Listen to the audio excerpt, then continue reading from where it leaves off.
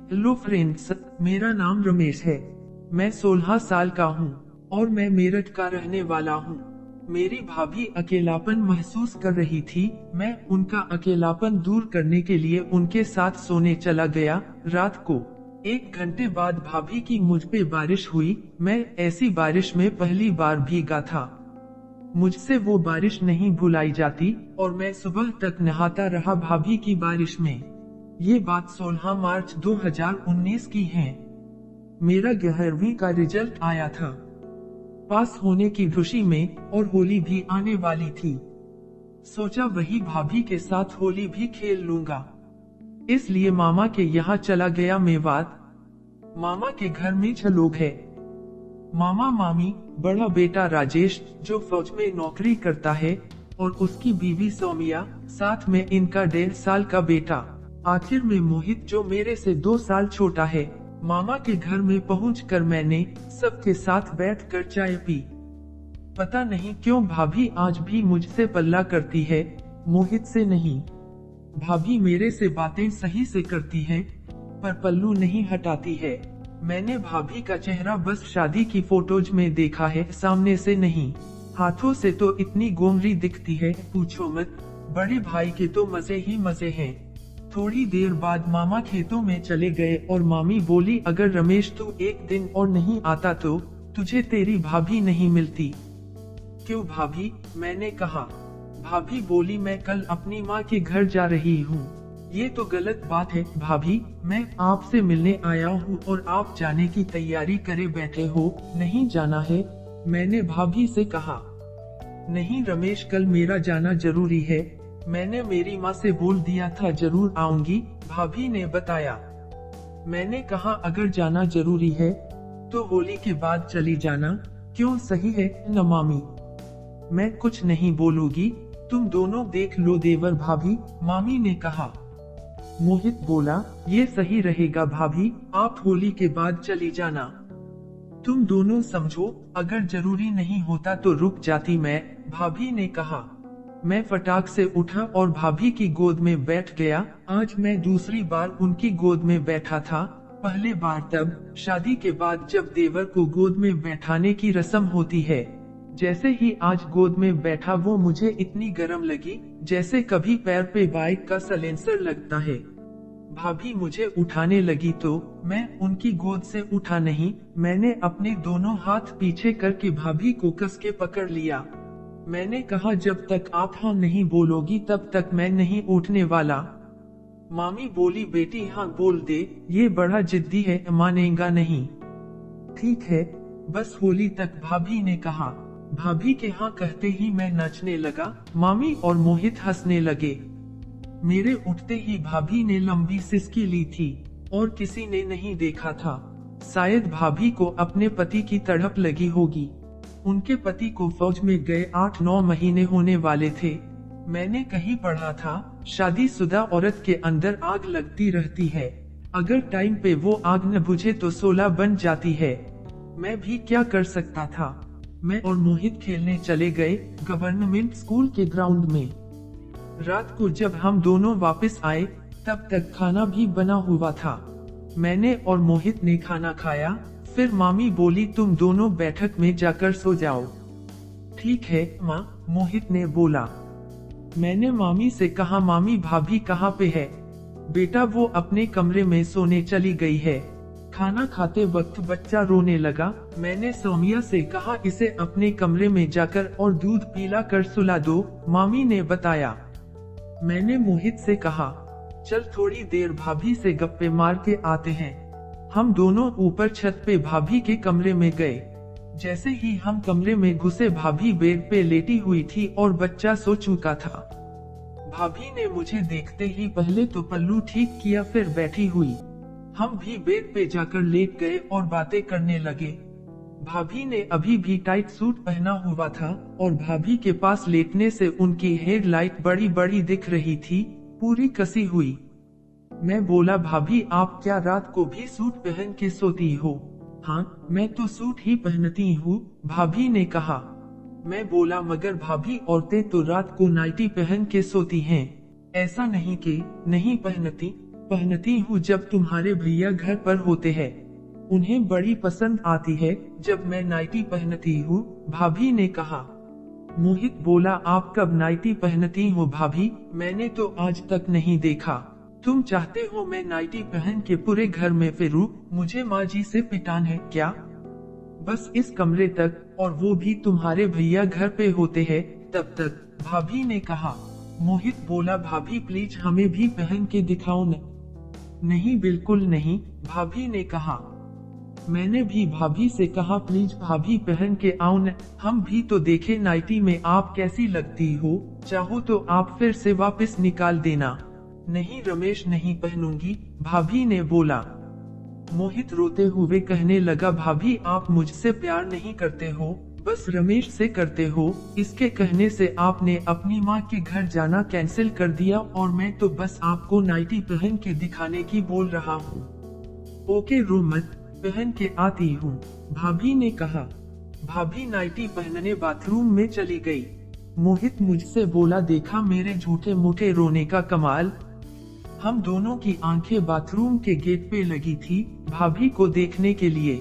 थोड़ी देर बाद जब भाभी नाइटी पहन के बाथरूम से बाहर आई, एकदम सुलगती भट्टी लग रही थी।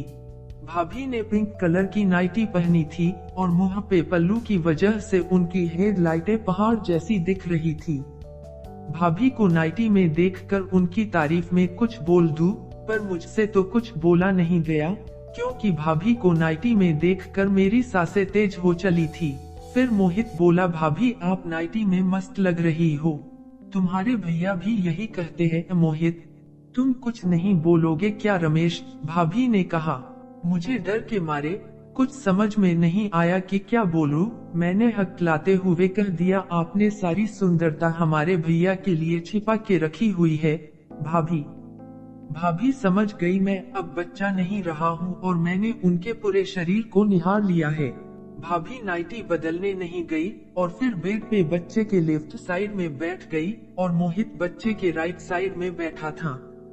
मैं बेड के इन साइड में लेट गया। होली पे क्या क्या सामान लाए, हम एक दूसरे से पूछ रहे थे। जब भाभी कुछ सामान बताने लगी, तभी भाभी ने अपने दोनों पैर बेड पे ऊपर रख लिए। मेरी नजरें उनके पैरों पे गई। मैंने देखा कि भाभी के कितने सुंदर पैर हैं और दोनों पैरों में चांदी की पायल बड़ी प्यारी लग रही थी। तभी मोहित बोला, रमेश चले, मुझे नींद आ रही है। मैंने मोहित की साइड देखा और बोला, थोड़ी देर में चलते हैं। इसी बीच भाभी ने एक पैर को दूसरे पैर पे रख लिया था।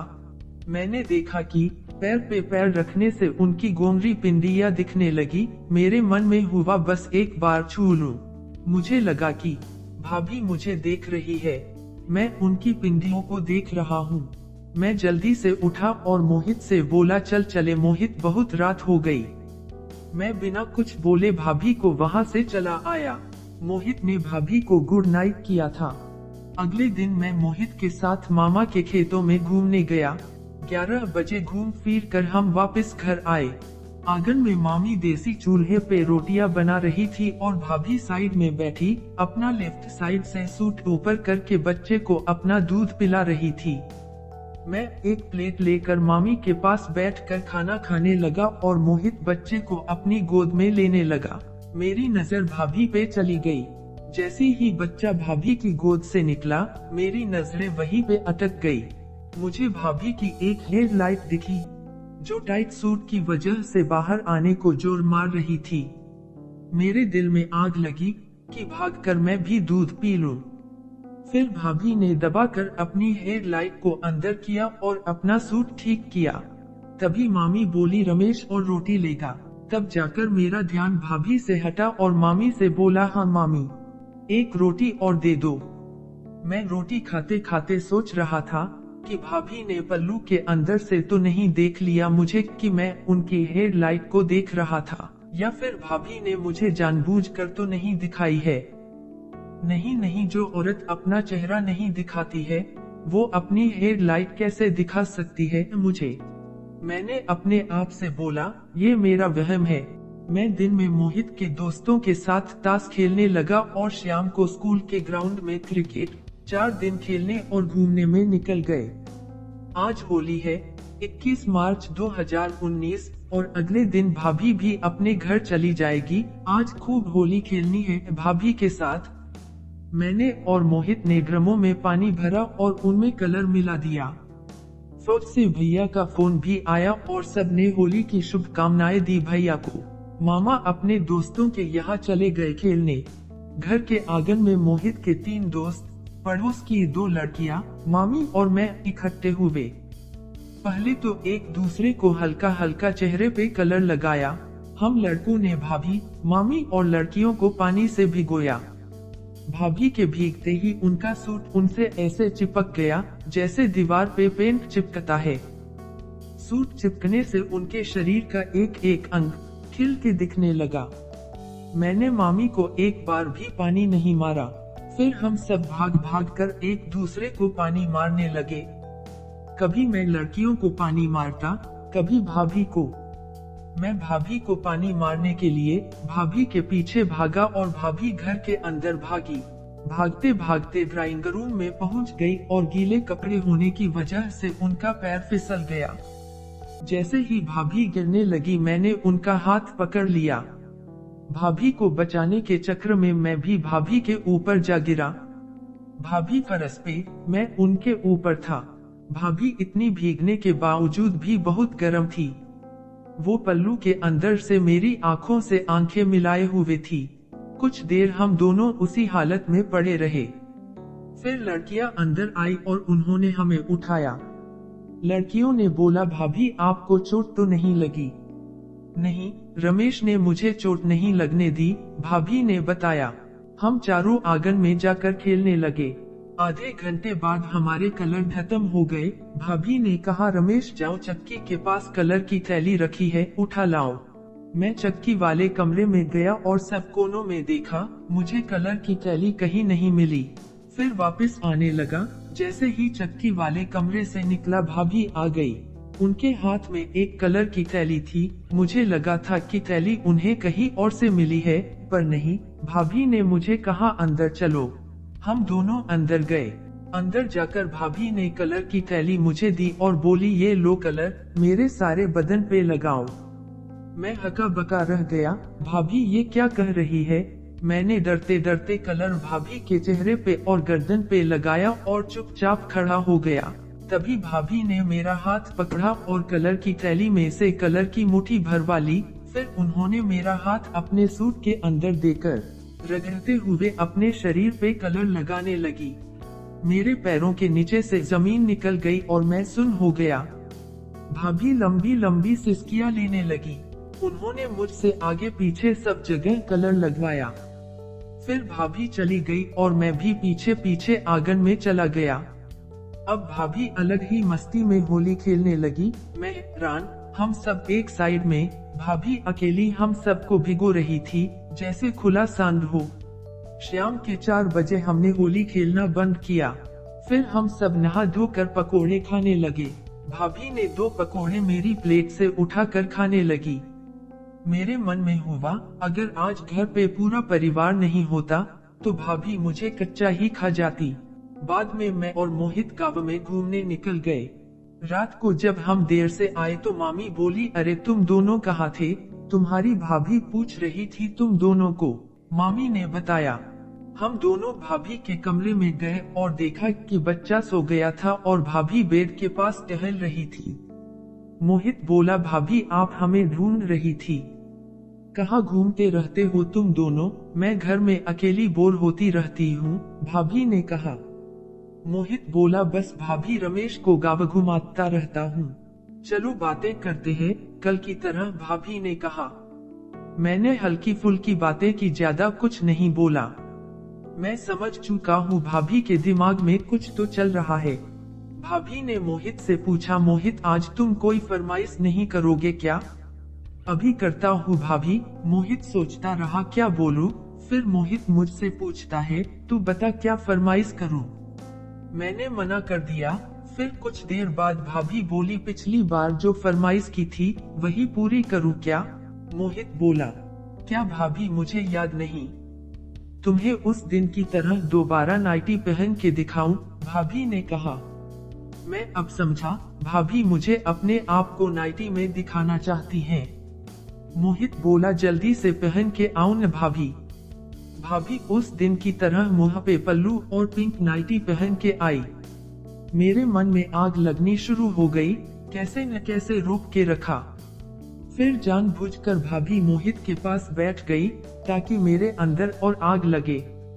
हुआ भी यही। फिर मोहित से बोली, तुम दोनों ने खाना खा लिया क्या? नहीं भाभी। जैसे ही घर आए माँ बोली, तुम्हारी भाभी तुम्हें ढूंढ रही है, हम आपके पास आ गए। मोहित ने कहा। भाभी बोली, जाओ मोहित, तुम भागकर खाना ले आओ और यही खा लेना। मोहित खाना लेने चला गया और उसके जाते ही भाभी मेरे पास आ गई और मेरा हाथ को पकड़कर अपनी हेडलाइटों पे रखकर रगड़ने लगी। उनकी शरीर की गर्मी बढ़ने लगी और मेरी सांसें भी तेज होने लगी। तभी मोहित खाना लेकर आ गया। मैं और भाभी हम दोनों दूर दूर बैठे नॉर्मल होने की एक्टिंग करने लगे जैसे कुछ हुआ ही नहीं, पर हमारे अंदर तो आग लगी थी। मैं और मोहित खाना खाने लगे और भाभी मेरे पीछे आकर बैठ गई। भाभी अपने पैरों से मेरी कमर पे सहला रही थी। भाभी के सहलाने से मुझे खांसी हो गई और मोहित को लगा कि खाना गले में फंस गया। वो भागकर पानी लेने गया।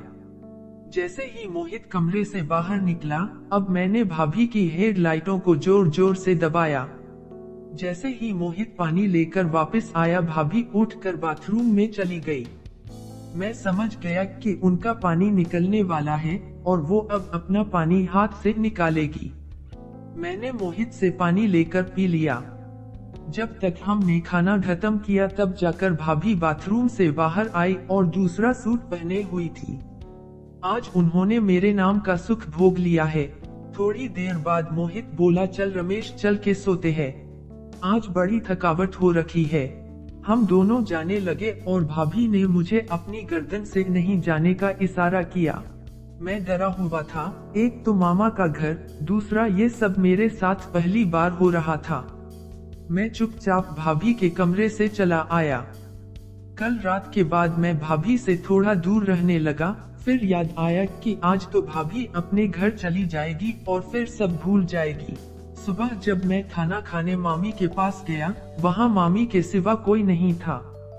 कुछ देर बाद वहाँ भाभी अपने बच्चे के साथ आई और मामी के पास पीढ़े पे बैठ गई। फिर भाभी ने लेफ्ट साइड से अपना सूट ऊपर किया और मैं रोटी खाते वक्त नीची नजरों से वो सब देख रहा था। जैसे ही भाभी ने अपना एक दूध बाहर निकाला, बच्चे को पिलाने के लिए मेरा खाना गले में अटक गया और मुझे जोर से खांसी हुई। मामी बोली, क्या हुआ बेटा, ये ले थोड़ी लस्सी पी ले। मैंने लस्सी पी। मेरी खांसी पे भाभी ने कुछ नहीं कहा। वो जो चाहती थी मेरे अंदर आग लगाना, वो सीधी लगी थी मुझे। मैं खाना खाता रहा और भाभी उठकर अपने कमरे में चली गई। थोड़ी देर बाद ऊपर से आवाज आती है भाभी की, माँ जी जरा रमेश को ऊपर भेजना। मामी मुझे बोली, बेटा जरा जाकर आ, तेरी भाभी किस लिए बुला रही है तुझे। मैंने कहा, ठीक है मामी। मैंने जल्दी से खाना खत्म किया और भाभी के कमरे में गया। कमरे का दरवाजा खुला ही था। जैसे ही मैं अंदर गया, भाभी पहले से दरवाजे के पीछे खड़ी थी और अंदर से दरवाजा बंद कर लिया। भाभी ने अपने दोनों हाथ अपने पीछे कर रखे थे। हाथ पीछे करने से उनकी हेडलाइटें पहाड़ जैसी लगती जब वो अपना सांस भरती। मैं मन में सोच रहा था, रमेश आज तो तू गया, भाभी तो तुझे छोड़ेगी नहीं और नीचे मामी बैठी है। फिर भाभी ने हल्के से अपना पल्लू हटाना शुरू किया। मैं आंखें गाड़ के भाभी के पल्लू के हटने का इंतजार करने लगा। जब पल्लू हटा, मैं देखकर हैरान। मैं जितना भाभी को सुंदर मानता था, भाभी तो कहीं ज्यादा खूबसूरत थी, जैसे कोई परी हो। उनका चेहरा देखकर मुझसे नहीं रहा गया और मैं भाभी के पास गया। भाभी अपनी आंखें बंद किए हुए थी। उनके लाल लाल होठों को अपने होठों से खूब देर सहलाया। भाभी के होंठ मुझे तरबूज से ज्यादा रसीले लग रहे थे। वो वक्त मुझे किसी जन्नत से कम नहीं लग रहा था। भाभी ने न तो आंखें खोली और नहीं हिली। एकदम मेरे मन में मामी याद आ गई और मैं भाभी से दूर हट गया। मैं गेट खोलकर नीचे आ गया और बैठक में बैठ गया। बैठे बैठे सोचने लगा कि क्या भाभी को भैया की कमी महसूस हो रही है? क्यों नहीं हो सकता, 8-9 महीने से भैया भी घर नहीं आए थे। मेरा सारा दिन किसी खेल में भी मन नहीं लगा, बस भाभी का चेहरा दिखता रहा। रात को जब मैं और मोहित खेल कर वापस घर आए तो मामी बोली, तुम्हारा खाना तो तुम्हारी भाभी अपने कमरे में ले गई। मुझे मन ही मन खुशी हुई। मोहित बोला, माँ मैं तो बस दूध पी कर सोऊंगा, रमेश तू जाकर खा ले। मैं ऊपर भाभी के कमरे में गया और भाभी मेरा ही इंतजार कर रही थी और बोली, मोहित क्यों नहीं आया? वो सोने चला गया है। मेरे इतना कहते ही भाभी ने अपना पल्लू हटाकर मुझे जोर से किस करना शुरू कर दिया, जैसे महीनों की प्यासी हो। फिर मैंने उन्हें गोद में उठा लिया। अचानक कमरे का गेट खुला और मामी आ गई थी और मामी ने देखा कि मैं अकेला बैठा खाना खा रहा था। मामी कुछ नहीं बोली और वही मेरे पास बैठी रही। भाभी को मामी के आने की आहट लग गई थी और भागकर भाभी बाथरूम में चली गई थी। काफी देर तक भाभी बाहर नहीं आई। मैं समझ गया अब वो अपना पानी निकाल के आएगी। कुछ देर बाद भाभी बाहर आई। मैंने देखा कि भाभी ने सूट पहना हुआ है। जब मैं कमरे में आया था तब भाभी ने नाइटी पहनी हुई थी और भाभी मामी से बोली, माँ जी आप कब आई? मुझे आवाज लगा देती, मैं आ जाती। अरे नहीं, मैं तो बस ये देखने आई थी कहीं रमेश को रोटी तो कम नहीं रह गई है, मामी ने कहा। मुझे डर हुआ कि कहीं मामी को हम पे शक तो नहीं हो गया। भाभी बोली, नहीं माँ जी, रोटी कम कैसे रहेगी, मैं तो मोहित की भी रोटी लाई थी। अरे हाँ, मैं तो भूल गई थी, मामी ने कहा। फिर मामी जाने लगी। मैंने मामी से कहा, मामी रुको, मैं भी साथ में चलता हूँ। मैं अपनी आखिरी रोटी खत्म करने लगा और भाभी भी समझ गई मेरे जाने में ही समझदारी है। वो कुछ नहीं बोली। मैंने भी भाभी से नजरें नहीं मिलाई और मामी के साथ चला आया। जाकर बैठक में सो गया। सुबह मैं और मोहित खेतों में घूमने गए। जब वापस आए तो देखते हैं घर पे कोई आया हुआ था। बात करने पे पता चला कि ये तो भाभी का भाई है और वो भाभी को लेने आया है।